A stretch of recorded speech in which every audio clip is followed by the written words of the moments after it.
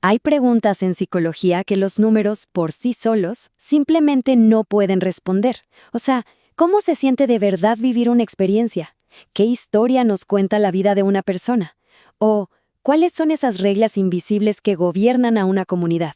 Para explorar estas profundidades, necesitamos una mirada que vaya mucho más allá de las cifras.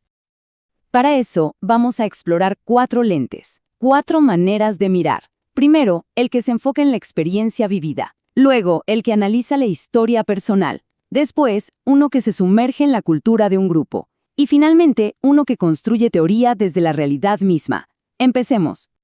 Bien, primero lo primero, hay que entender la base de todo esto. La ruta cualitativa es un camino de investigación que se enfoca en la esencia, en lo profundo de los fenómenos humanos. No se trata de contar, sino de comprender. Miren, el origen de la palabra ya nos da una pista gigante. Viene del latín qualitas, que se refiere a la cualidad, no a la cantidad. Por eso, este enfoque no se pregunta cuántos, sino más bien por qué y cómo es que ocurre la experiencia humana. Busca el significado. Y estas características definen su espíritu. A diferencia de un experimento súper rígido, aquí el proceso es mucho más orgánico, más flexible. Se parte de las voces y de las experiencias individuales para, poquito a poco, ir construyendo una comprensión más general. Lo clave es que el investigador no impone una teoría, sino que la descubre en el camino. Ahora sí, vamos con nuestro primer lente. Si lo que se quiere es entender la esencia de una experiencia humana que muchos comparten, pensemos en el duelo o el trauma, entonces el lente que se usa es el fenomenológico.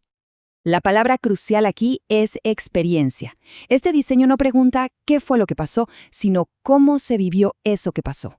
La meta es capturar la esencia de un evento desde la perspectiva única de quienes lo atravesaron. Entonces, ¿cómo funciona? Bueno, el investigador recopila los relatos de varias personas que han vivido el mismo fenómeno. Y luego, como si fuera un detective de la experiencia, busca los elementos comunes, los patrones que se repiten, hasta que puede describir el núcleo, el corazón de esa vivencia.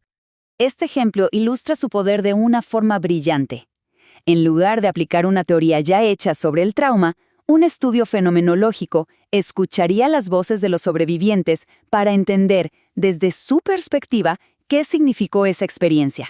Es un enfoque muy humano y respetuoso.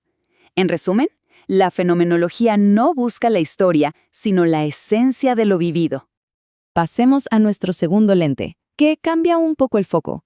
Si la fenomenología busca la esencia común de una experiencia, el enfoque narrativo se centra en la historia única de cada individuo y en el significado que construimos con nuestros relatos. La clave aquí es cronología. Este diseño parte de la idea de que somos seres que contamos historias para darle sentido a la vida. Entonces, analiza cómo ordenamos los eventos, qué momentos elegimos destacar y cómo esa secuencia, esa narrativa, da forma a nuestra identidad. Aquí, el investigador se convierte en una especie de cronista de vidas. Recopila historias a través de entrevistas, diarios, cartas, lo que sea que revele la trama personal. Y luego analiza estas historias para descubrir temas centrales, puntos de quiebre y las verdades psicológicas que guardan. Y este es un ejemplo increíblemente relevante. Un estudio narrativo no se quedaría en una lista de síntomas. Reconstruiría las historias de vida de los sobrevivientes para entender cómo ese trauma reconfiguró su pasado, su presente y su futuro. Así revela patrones de resiliencia, de dolor y de transformación. La idea central es esta. Para entender a una persona, hay que entender la trama de su vida. Con nuestro tercer lente, nos alejamos del individuo para enfocarnos en el grupo. La etnografía es la herramienta perfecta para sumergirnos en una cultura y entenderla desde adentro. Aquí el objeto de estudio es la cultura, esas creencias, comportamientos, rituales y lenguajes compartidos que unen a un grupo.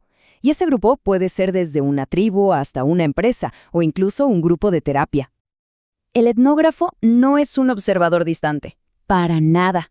La inmersión es fundamental.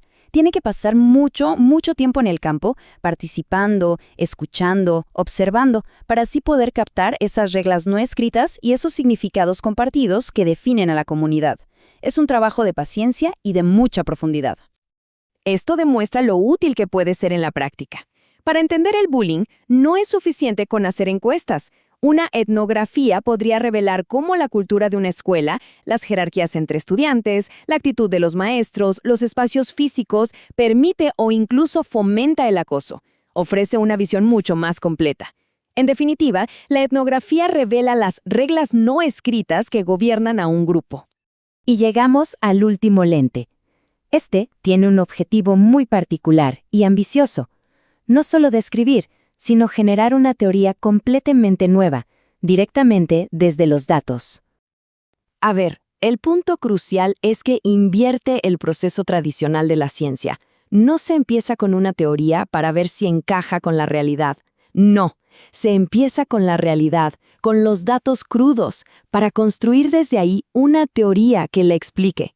Por eso se dice que la teoría está fundamentada en las experiencias de la gente. El proceso para construir una teoría desde cero es muy metódico. Primero, en la codificación abierta, se desarman los datos en ideas iniciales. Luego, con la codificación axial, se empiezan a conectar esas ideas a ver cómo encajan para formar explicaciones. Después, la codificación selectiva identifica la idea más importante, el núcleo de todo. Y finalmente, todo esto se integra para generar una teoría que explique el fenómeno. Es como armar un rompecabezas sin tener la foto de la caja. Este ejemplo muestra cómo la teoría fundamentada puede tener un impacto directo en la práctica clínica. Al escuchar a los pacientes, se puede desarrollar un modelo teórico sobre cómo interactúan su enfermedad cardíaca y su depresión. Y eso, claro, puede llevar a intervenciones mucho más efectivas y empáticas. El punto clave: la teoría fundamentada no prueba teorías, las construye desde la realidad misma. Muy bien, ya vimos los 4 lentes. Ahora lo que toca es ponerlos uno al lado del otro para entender claramente cuándo y por qué elegir cada uno. Esta tabla es la clave de todo. Pensemos, si la pregunta de investigación es sobre la esencia de una experiencia, se usa la fenomenología. Si se trata de la historia de una vida, el enfoque narrativo. Si lo que interesa es la cultura de un grupo, la etnografía. Y si el gran objetivo es explicar un proceso y generar una nueva teoría, entonces la elección es la teoría fundamentada. Y esta cita resume perfectamente el valor de todo lo que hemos estado hablando. La investigación cualitativa no busca generalizar a todo el mundo, sino profundizar.